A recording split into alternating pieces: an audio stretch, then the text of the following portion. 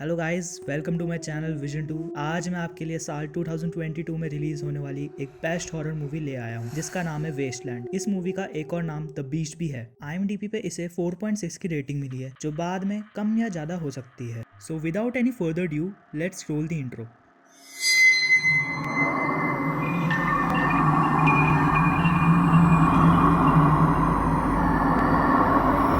तो मूवी की शुरुआत में हमें 19th सेंचुरी का दौर दिखाया जाता है जब जंग और अफरा तफरी की वजह से शहर के शहर तबाह हुए थे। जंग की वजह से कुछ लोगों ने शहरों से दूर आइसोलेटेड एरिया में रहने का फैसला किया और वहाँ पर छुपकर रहने लगे। तभी हम एक परिवार को देखते हैं जिसमें सैल्वाटोर, लूसिया और उनका बेटा डियागो था।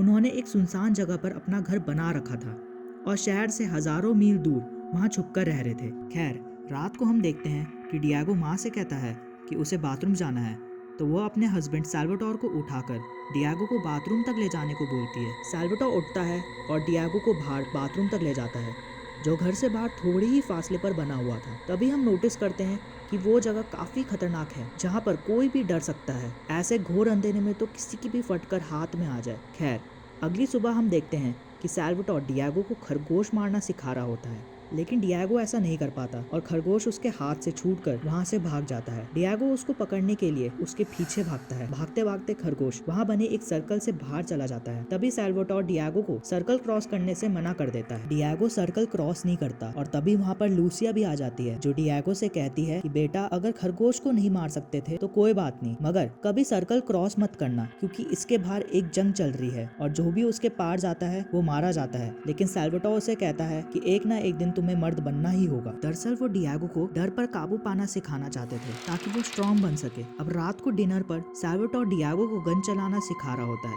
लेकिन लूसिया उन्हें मना कर देती है। वो कहती है कि वो अभी इतना मैच्योर नहीं हुआ कि वो गन चला सके। सोने से पहले सैल्वाटोर डियागो को एक दरिंदे की कहानी सुना रहे होते हैं। वो उसे बताते हैं कि वो दरिंदा दुनिया भर में घूमता है और सबसे कमजोर लोगों को ढूंढ निकालता है। उसकी हाइट काफी लंबी है और शक्ल हड्डियों जैसी है। आंखों की जगह सिर्फ खड्डे हैं, पर वो तुम्हें देख सकता है। जब उस दरिंदे को कोई शिकार मिलता है तो वो धीरे से उसका पीछा करता है। तुम जितना डरोगे वो तुम्हारे उतने पास आएगा। उसकी खुराक हमारा डर है। लोगों का कहना है कि ये झूठ है, पर मैं जानता हूँ कि ये सच है। मेरी बहन ने वो अभी कहानी सुनाना ही चाहता था, लेकिन तभी लूसिया उसे टोक देती है और कहानी यहीं पर अधूरी रह जाती है। फिर वो डियागो से कहती है कि आज के लिए बस इतना ही, अब तुम्हारे सोने का वक्त हो गया है। अब अगली सुबह हम सैल्वाटोर को देखते हैं जो बाहर नदी के पास खड़ा होता है। तभी उसे एक छोटी नाव आती हुई दिखाई देती है। जब वो उसके पास जाकर देखता है तो वहाँ पर एक आदमी होता है जो बहुत घायल था। वो आदमी अभी जिंदा था लेकिन तड़प रहा था। उसके पास एक गन भी थी जिसकी गोलियां शायद खत्म हो चुकी थी। ऐसा लग रहा था कि वो कोई सोल्जर है और जंग में घायल होकर वहाँ से भागा है। अब सैल्वाटोर डियागो से कहता है कि यहाँ आकर मेरी मदद करो, लेकिन तभी लूसिया आ जाती है और वो डियागो को लेकर वहाँ से घर के अंदर चले जाती है ताकि उसके बच्चे को डर ना लगे। फिर सैल्वाटोर उस घायल आदमी को उठाकर अंदर लाता है और उसकी मरहम पट्टी करता है। रात को जब उस आदमी की तबीयत कुछ बेहतर होती है तो वो उठता है और गन उठाकर डियागो और उसकी माँ लूसिया को शूट करने के लिए आगे बढ़ता है। लेकिन तभी सैल्वाटोर पीछे से आकर उस आदमी पर गोली चलाकर उसे मार डालता है। डियागो ये देखकर काफी ज्यादा घबरा जाता है। कुछ देर बाद सैल्वाटोर उस आदमी का सामान चेक करता है तो उसे उस आदमी और उसके परिवार की एक फोटो मिलती है। इसलिए वो फैसला करता है कि वो अगली सुबह उस आदमी की डेड बॉडी उसके परिवार के हवाले करने के लिए जाएगा। उसी रात वो फिर से उस दरिंदे वाली कहानी को डियागो को सुनाता है और वो बताता है कि मेरी एक बहन थी जिसका नेम जोआना था। वो दरिंदा उसे दिखाई देता था, जिससे डरकर एक दिन जोआना ने घर की छत से छलांग लगाकर सुसाइड कर लिया। खैर, सुबह हो जाती है और सैल्वाटोर उस आदमी की डेड बॉडी को उठाकर अपने घोड़े पर वहाँ से जाने लगता है। लूसिया उसे जाने से बहुत ज़्यादा रोकती है, मगर वो फिर भी वहाँ से चला जाता है। कहता है कि वो लौट कर ज़रूर आएगा। फिर रात को हम देखते हैं कि डियागो को बहुत ज़्यादा डर लग रहा है और उसे अपने फादर के बगैर नींद नहीं आ रही थी। वो अपनी माँ से कहता है कि उसे बाथरूम जाना है। जब उसकी माँ उसे बाहर लेकर जाती है तो दोनों बहुत ज़्यादा डरने लगते हैं। वो वापस घर के अंदर आ जाते हैं और इसके बाद डियागो घर के अंदर ही हल्का होता है। इसी तरह 2 दिन गुजर जाते हैं, लेकिन सैल्वाटोर अभी तक वापस नहीं आया था। डियागो रोज रैबिट से बातें करता है और उनसे कहता है कि बस एक दिन और फिर पापा लौट आएंगे। इसी बीच हम ये भी नोटिस करते हैं कि लूसिया अपने पति के बगैर काफ़ी ज़्यादा उदास और डरी हुई है। अगले दिन लूसिया का बर्थडे था। वो अपनी माँ से कहती है कि तो डियागो उसके लिए एक केक बनाकर लाता है, लेकिन लूसिया को खुशी नहीं मिलती। फिर डियागो लूसिया को खुश करने के लिए उसके साथ खेल खेल रहा होता है।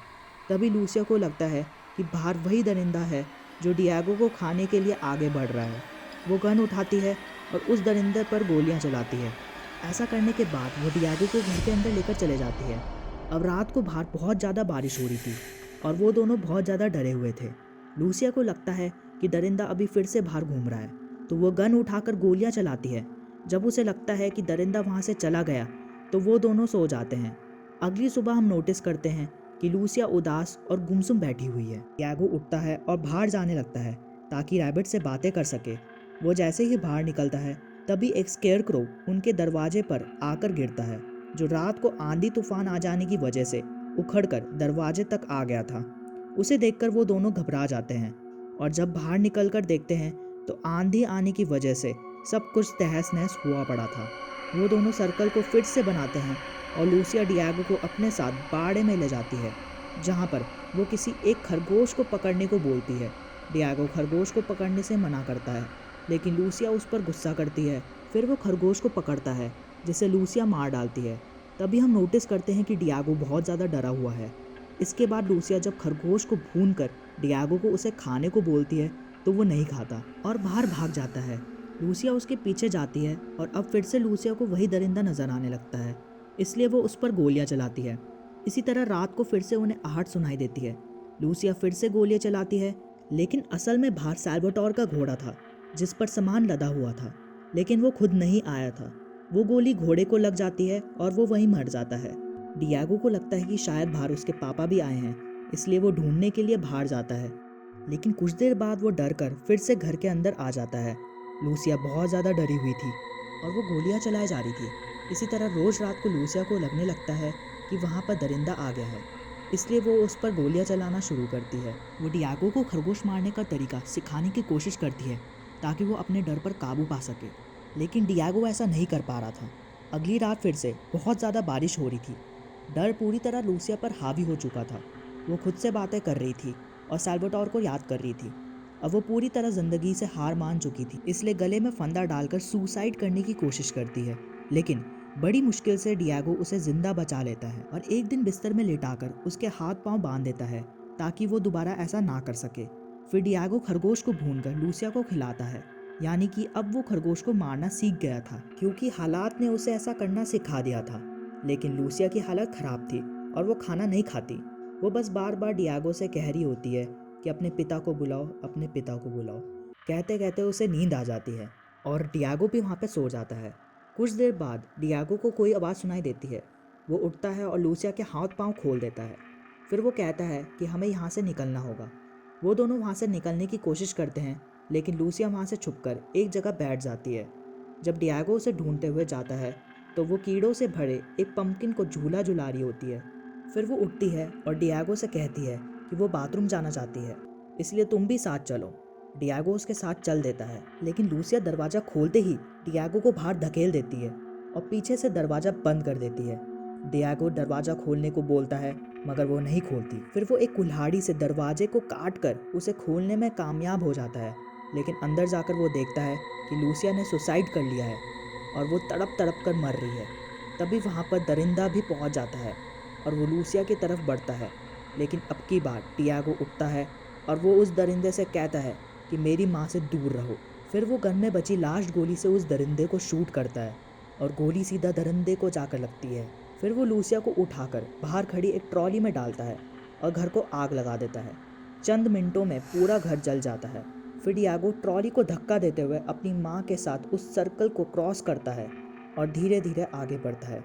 कुछ देर बाद सुबह हो जाती है और वो नदी के आसपास पहुंच जाता है। वो ट्रॉली के साथ नदी को पार करने की कोशिश करता है, लेकिन कुछ देर बाद वो देखता है कि उसकी माँ मर चुकी है। फिर वो माँ के लिए प्रे करता है और उसकी डेड बॉडी को ट्रॉली के साथ पानी में छोड़ देता है। तभी हम नोटिस करते हैं कि वो डियागो को वही दरिंदा नज़र आता है, लेकिन अब की बार वो नहीं डरता और आगे बढ़ता है। इसी के साथ ही मूवी यहीं पर ख़त्म हो जाती है, लेकिन अभी भी कुछ सवालों के जवाब हमें ढूंढने हैं। सबसे पहला सवाल है कि क्या वो दरिंदा सच में था? तो इसका आंसर है कि वो दरिंदा सच में नहीं था। वो बस लूसिया का एक डर था, क्योंकि आज से कुछ साल पहले सैल्वाटोर की बहन जोआना के अंदर भी यही डर बैठ गया था। जिसकी वजह से उसने सुसाइड कर लिया था। उसके सुसाइड करने के बाद सबको यही लगने लगा था कि वो दरिंदा सच में है, हालांकि वो उन लोगों का अंदर का डर था। दूसरा सवाल यह है कि सैल्वाटोर वापस क्यों नहीं आया जबकि उसका घोड़ा वापस आ गया था। इसका जवाब यह है कि सैल्वाटोर मारा गया होगा, क्योंकि जब वो उस आदमी के घर वालों को ढूंढ रहा होगा तब वहाँ पर उसे कुछ सोल्जर्स मिले होंगे जिन्होंने उसे मार दिया होगा। तीसरा सवाल ये भी है कि मूवी के आखिरी सीन में डियागो को दरिंदा दिखता है पर वो डरा क्यों नहीं। तो इसका आंसर है कि डियागो ने अपने डर पर काबू पा लिया था, और यही अक्सर उसके पापा कहा करते थे कि दरिंदा हमारी कमजोरी पर हावी होता है, यानी कि अंदर का डर ही इंसान पर हावी होता है। So guys, if you like the video, please like, share and subscribe my channel and press the bell icon to get notification of my upcoming videos.